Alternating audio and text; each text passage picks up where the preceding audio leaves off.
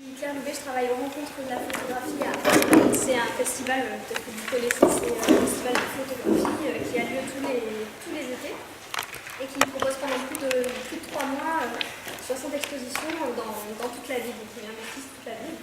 Moi je travaille au service pédagogique avec Isabelle Sossol. Ça permet aux élèves, aux scolaires de venir voir les expositions en photo.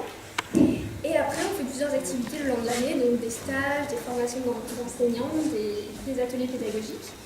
Et dans ce cadre-là, on a créé un outil pédagogique.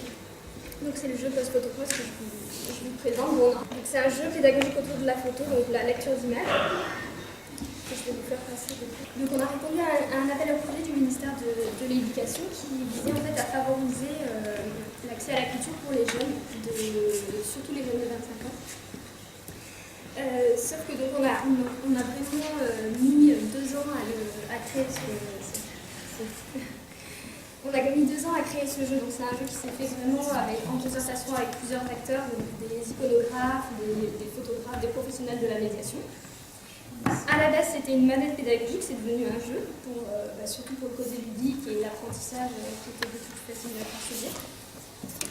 Donc c'est un jeu, je vais essayer de vous le présenter rapidement, c'est un jeu donc, que vous pouvez jouer à 4 équipes, jusqu'à 36 personnes à peu près, donc c'est vraiment un jeu pour des groupes assez importants. Vous avez un corpus d'images de 32 photographies que vous voyez, donc c'est 32 photographes différents.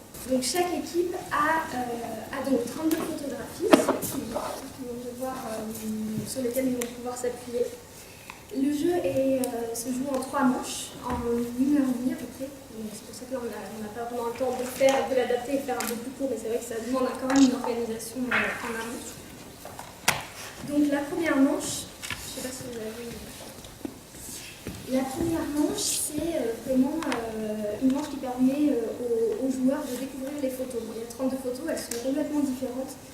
Il n'y a pas vraiment de thème particulier, il y a des photos historiques, il y a des photos sur l'environnement, c'est vraiment varié.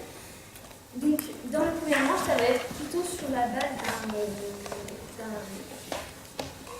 d'un Pictionary, un peu bon, ça, mais c'est parce que vraiment en fait, chaque joueur va devoir passer et faire deviner une photo à son équipe, en ayant des contraintes qui sont indiquées sur la carte. Donc par exemple, je vais commencer, je vais tirer un numéro, je vais regarder, donc j'ai une photo à faire deviner, que je suis censée montrer. Et donc en fonction du chiffre qui s'affiche sur le dé, je vais devoir la faire deviner avec un pointage, une mélodie ou un son. Voilà, c'est des contraintes pour faire deviner la photo.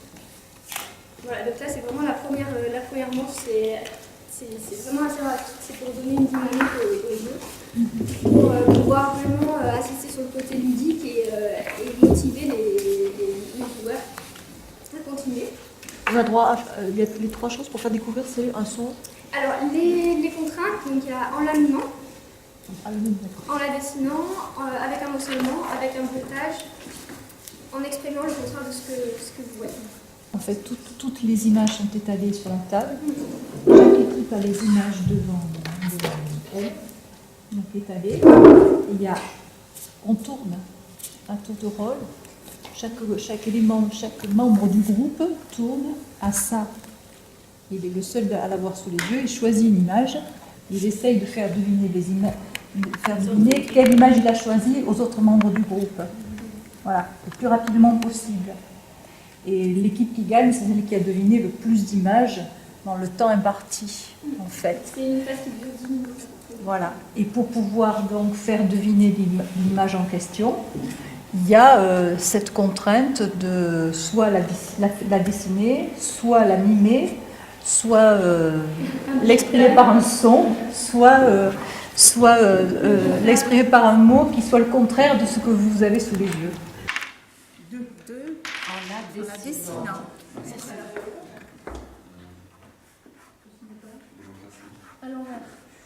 Ah oui. 30 secondes.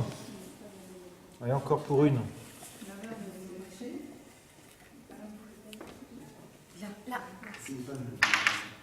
5. Et exprimons le contraire. Un un homme seul, non une femme seule, qui regarde vers le bas. Donc là, Hollande, non, c'est un homme, c'est une Hollande. femme seule regardant vers le bas. C'est pas là Hollande, une femme. Non, mais il y a plein de mots. Il fallait... C'est fini, top. Top. Ici, on en a 8.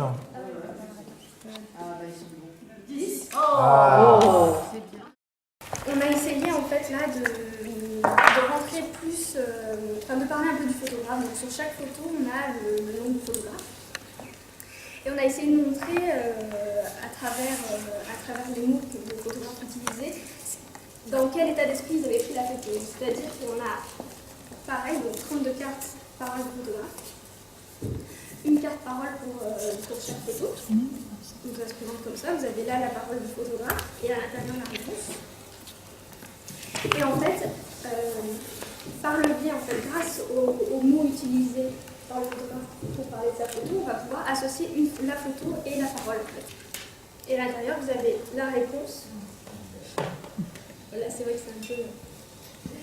Et là, vous avez toujours, dans les cartes paroles, quelques mots sur la photo, en fait. Donc c'est pour l'animateur, pour qu'il y ait un contenu sur la photo. Voilà, donc là vous avez 32 cartes paroles et en général dans une partie c'est une phase qui dure 20 minutes puisqu'on en fait 3 voire 5 et si vous avez le temps ou si vous avez des questions vous pouvez toujours donner des indices, des infos sur la photo. Je suis au pied de l'échelle. La surface est fine et poudreuse. Je peux la désagréger avec mon pied. Cela adhère à mes semelles et sur les côtés de mes bottes, en fine couche, comme du charbon poudreux. Je ne me suis déplacée que d'une fraction de centimètre, mais je peux voir l'empreinte de ma botte sur les fines particules sableuses. Ouais. C'est le photographe qui a écrit ça? Ouais. Qui c'est le photographe? C'est la NASA. La NASA. Alors, ce qu'il y a de bien, c'est que dans la fiche, après, vous avez des explications pour aller plus loin, si vous voulez donner des explications supplémentaires. Par exemple, là, outre la prouesse des conditions de prise de vue sur la Lune, cette image révèle également des qualités esthétiques certaines. Cette photographie est une preuve de l'événement. La technique photographique est considérée a priori comme un simple enregistrement du réel, mais elle conserve la subjectivité de son auteur. Le sol et le ciel noir assurent la dramaturgie face au revêtement en blanc et au drapeau en couleur. Donc là c'est pareil, on va essayer de parler aussi un peu plus de la photographie, de voir, de découvrir en fait l'histoire et le contexte de la photographie à travers son contexte. C'est-à-dire qu'une photo peut avoir un contexte différent. Donc elle peut être, par exemple, vous voyez celle-ci, une couverture de magazine, une tempête de CD ou une couverture de livre. Donc pareil, on a 32 contextes. Et il faut associer le contexte et la photographie. Donc là, la question, c'était donc laquelle de ces photographies a été choisie pour illustrer la une du magazine Science et Vie, intitulée Climat, l'équilibre réponse. Donc voilà, toujours pareil, vous avez la réponse et derrière des indices et des remarques sur la photo. Donc le but là aussi, c'est d'avoir un maximum de points pour pouvoir gagner, donc d'associer un maximum d'images à la parole. Contexte, c'est très dur. Laquelle de ces photographies a été choisie pour illustrer la pochette du disque du groupe de rock belge Deus intitulé Keep You Close? Te garder près de moi. Hein? Ah bah c'est la marque. Un petit livret qu'on a fait qui reprend justement les lieux de chaque photographe. Les remarques qu'on a trouvées sur les photos, les indices, un glossaire en fait sur du vocabulaire. Il n'y a pas tout bien sûr, mais voilà vraiment les mots les plus importants et les plus marquants pour aider l'animateur aussi sur ces questions plus techniques. Tu as 4 fois cette série-là, donc tu joues avec 4 groupes en même temps. Voilà. L'idée est donc ça tu l'as qu'une fois, l'autre série, la parole de photographe, tu l'as qu'une fois, donc il faut un animateur pour faire jouer les 4 équipes en même temps. Et la première manche que vous avez faite, là, il y a 4 équipes et 4 lots de ça, de petits carnets, enfin voilà.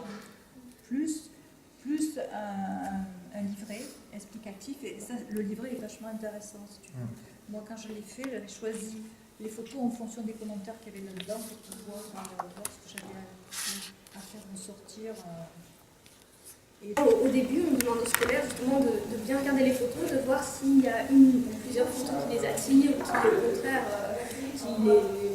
Et à la fin, on voit souvent, on leur demande justement si leur avis a changé, et la plupart du temps, c'est vrai qu'une fois qu'ils connaissent un peu mieux, qu'ils sont habitués aussi à les voir, mais souvent, c'est vrai qu'ils ont un œil différent, un regard différent sur ces photos-là. Donc ça change pas mal. Et on l'a testé donc, pas mal, donc à la base, c'est vrai qu'on l'a testé surtout sur des scolaires, notamment pendant la rentrée en images, donc sur une centaine de groupes. Et au fur et à mesure, on l'a testé aussi sur des centres sociaux, sur des adultes, et bon, à chaque fois des groupes quand même assez nombreux. Et au final, on s'est rendu compte que c'était vraiment adapté à tout type de public, et même aux tout petits.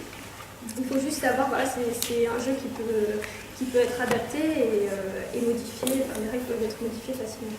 Moi, je l'ai testé avec une classe de première. J'avais sélectionné les images qui m'intéressaient, ou le contexte qui m'intéressait, ou les paroles de photographe. Et en fait, bon, le jeu reconnaître comme ça avec les mimes et tout ça, on l'a fait en totalité. Puis après, donc, pour animer les 2 autres manches, j'avais choisi 4 images à chaque fois, pas plus. Et ça a très bien marché. C'était bien ça. C'était un support pour parler de la photographie, de la prise de vue, des thèmes qui sont utilisés en matière de prise de vue et autres. Parce qu'après, je les ai fait travailler sur la photographie. On travaillait sur le thème de l'espace public. Et après, les séances suivantes, on est allé dans un village, on a fait tout un parcours avec des prises de vue. Je leur avais demandé de faire des prises de vue avec... ils avaient des consignes. Il fallait qu'ils fassent 4 photos avec 4 thèmes chaque fois différents et tout. Donc j'avais fait ça en introduction à ces prises de vue.